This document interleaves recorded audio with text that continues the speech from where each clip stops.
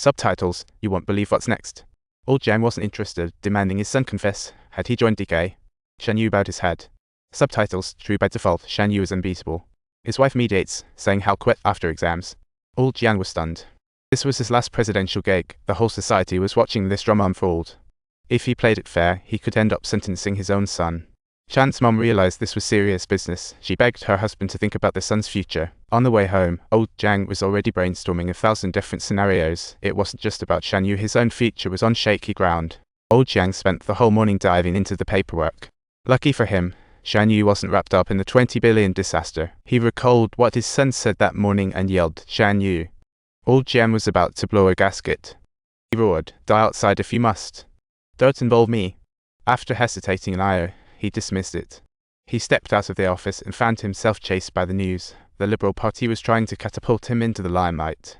Just as he began to celebrate, his son hit him with a plot twist. Shanyu took Dad's advice and charged into traffic. Talk about a shocking Shan's mom was wailing like a banshee, and that's when old Jiang realized the magnitude of his foolishness.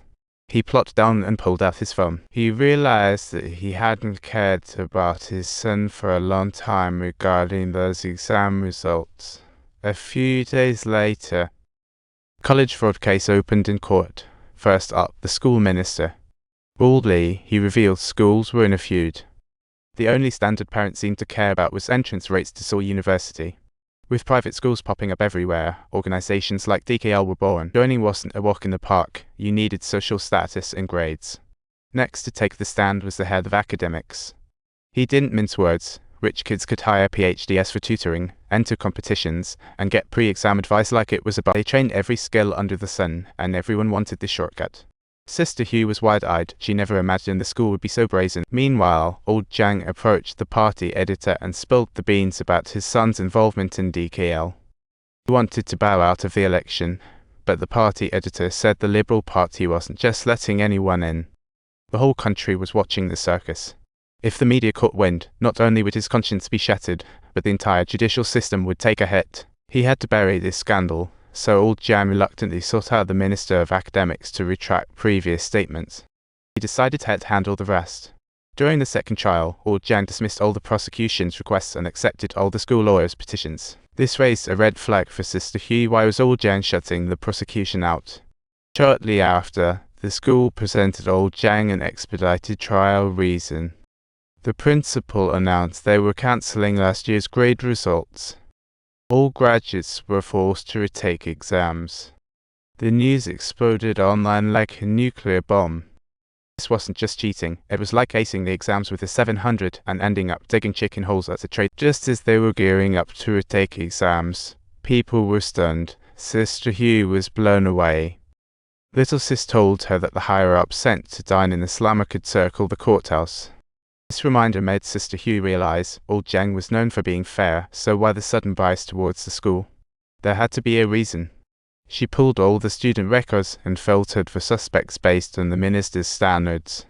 And shockingly, 3 more students popped up, including old Jiang's own son, Shanyu. Sister Huey and little Carl rushed to the hospital, where they confronted old Jiang, demanding he resign as the judge of the college fraud case. Old Jiang was caught in a tight spot, hesitating. His reputation was hanging by a thread, and his glory waned. The next day was the final verdict for the college fraud case, and surprisingly, old Jiang didn't budge. Not only did he not resign, he dismissed all of the prosecution's requests. Old Jiang was seeing red.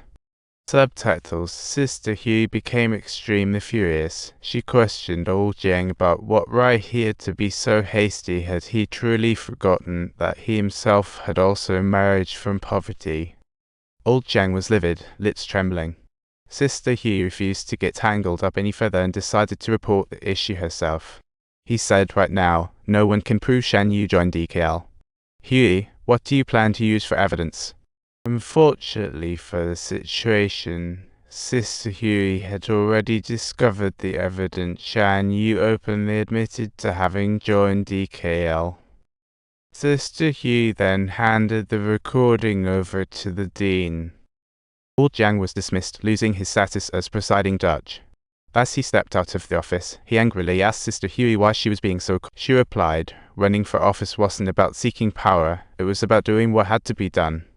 Sister Huey said she knew old Jiang had been revising the juvenile law for 5 years, but the law should be for the children. If laws needed to tread on children's futures to exist, then it was no different than stealing candles while carrying a Bible.